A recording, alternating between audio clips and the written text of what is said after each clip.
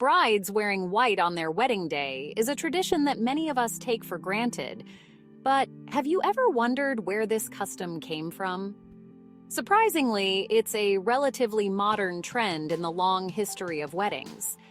Today, let's explore the origins of why brides wear white and how this tradition became such a central part of weddings around the world. Contrary to popular belief, brides didn't always wear white. In fact, for most of history, brides simply wore their best dress, regardless of the color. It was common for brides to wear dresses in bright colors like red, blue, or even black, depending on the customs of their culture. White wasn't seen as a traditional bridal color until the mid-19th century. So what changed? The trend for white wedding dresses began in 1840 with the marriage of Queen Victoria to Prince Albert. Before her wedding, royal brides typically wore silver or other rich colors, but Queen Victoria chose to wear a white silk gown trimmed with lace. This decision was unusual at the time, but it had a profound influence. Victoria's white gown symbolized purity, innocence, and simplicity, and the image of her in that dress became iconic.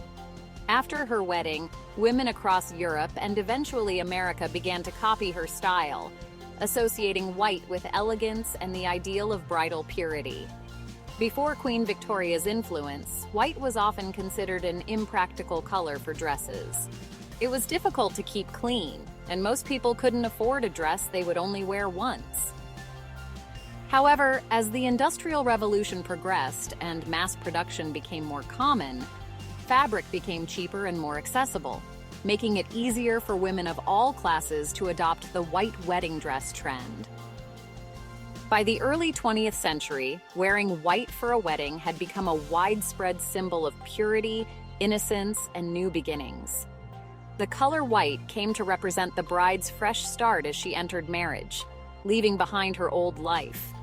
This idea of purity also tied into religious and cultural values of the time, reinforcing the notion of the bride as a figure of virtue.